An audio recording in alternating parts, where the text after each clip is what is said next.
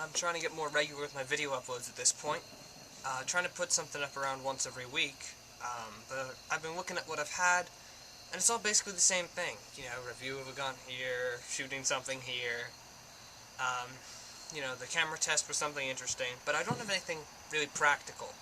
So I figured today, do a whole bunch of things at once, test out the flip video on something other than a gun cam, testing it for a low light, and trying to get some practice in shortening my videos. They've all been about 8-10 minutes of me rambling, nothing much interesting.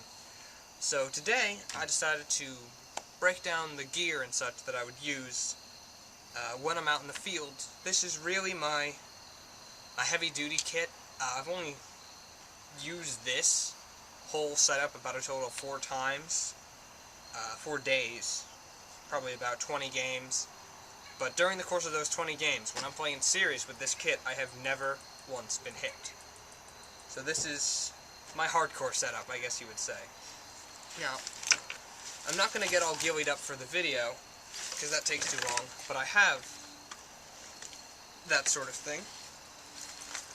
Really, the first part of my gear, really useful. Best bang for the buck, I guess you would say, in terms of my setup, is my vest. It's pretty straightforward. It's sized for me to be wearing a lot more than this, multiple layers and camouflage and all sorts of that stuff of that nature. But it's got all the pockets you could wish for and more. But when I'm going out, I take a serious sniper role, and there's more. Need to carry more stuff than little pockets can hold. So I have this really heavy-duty backpack. This is a Maxpedition. I believe the model is a Kodiak, but this has so many pockets. It's like this vest, but on your back and bigger and tougher. This is... I can carry all my gear in this, and I'm not concerned about any of it breaking. It's easy, it's comfortable, and as I pull stuff out, I'll get it set up. Now, next best thing is weapon of choice. Anybody on my channel has probably already seen this. This is my TSD SD96B, an L96 replica. I've done a couple basic modifications. Put a low type bore barrel, 6.02, that's why I say low.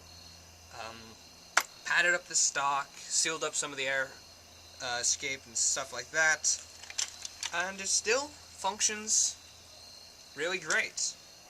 It's a kick-ass gun, but it's a little bit heavy at times, but I still love it. Unfortunately, that doesn't fit in the bag.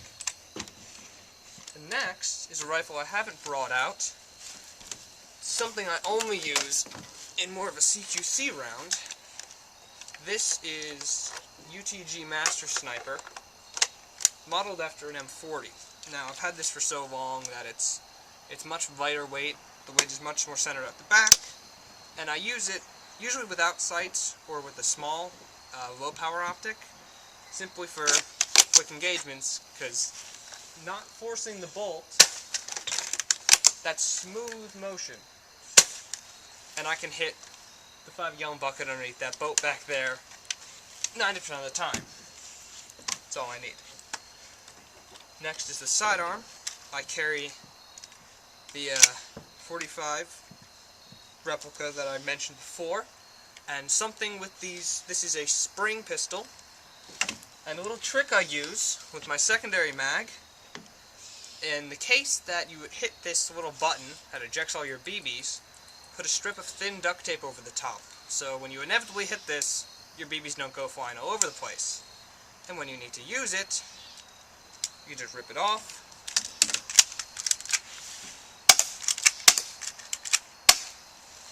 and you're good to go. Carry that right here, snaps in place, and the extra rat mag goes in the vest. Next piece, something is a little bit extra, more just for show, is a tornado impact grenade. Only used it a few times, but it's useful and it's very good for intimidation. Gift wrapped. Usually carry this right here. Now, when I'm going out, it's often in the winter, sometime where you're really padded up and it's cold. And then, in that case, I have a pair of latihan camouflage fingerless mitten gloves. These are brilliant because I can have my non-firing hand covered, or even my firing hand covered. And when I need to go to take a shot, after I've been sitting in the cold for a while, I can expose my fingers without having frostbite on the fingers that I'm trying to shoot with. That usually gets stuffed in the bag. Now, the main reason I bring the bag is because on a sniper spotter team, tend to be lacking a little bit of firepower. And with the advantage of the folding stock on the compact G36, this can slide right inside the bag. I've carried this bag out with me in all the serious engagements. When I set up an operations post, I leave it there. And it's a great backup. My spotter can carry it, and then we can engage targets with a little bit more suppressive power. And if we're being trailed back to our hide, once we get there, we can have set up a hasty ambush with an automatic weapon and something they're not expecting. A little bit of deception thrown in the mix. It's netted me more than a few hits on other people. Now, part of the thing with being a sniper is stealth, and a very important aspect of that is noise. So I don't carry my BBs in a little plastic case like this, because you can hear when you're walking, gives you away from 100 yards easy. This is a little case. I picked it up from I believe it was Drew 918. It's essentially a sunglasses case, and you can hear I'm shaking this as loud as I can, and this is not even filled. It would be softer when it's filled because there's less room, but this is my BB case. Probably holds 500 easy. I'll put a link to the video of that in the description. And I always carry a speed loader, just in case I'm to run out of ammo.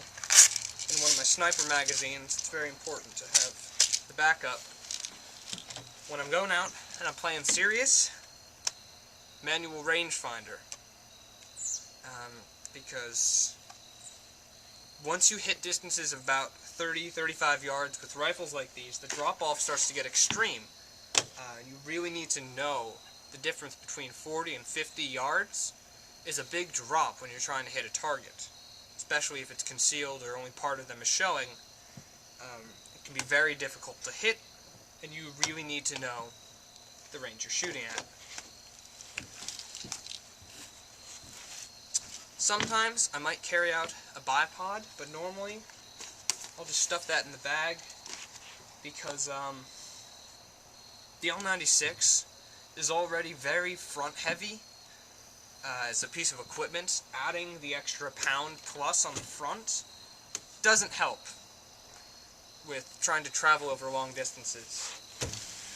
Now, finally, when I go out, I'm not going to pull all the stuff out of this bag, or I'm definitely not going to put it on, but this is all my different ghillie equipment. This is the wrap I created for the L96, which I might go into detail in a different video. This is my face mask, the one piece of equipment for camouflage that I bought from the store. Ninja Turtles, for those of you who watch The Russian Badger. And the rest of this is headgear, leg concealments, and chest concealments.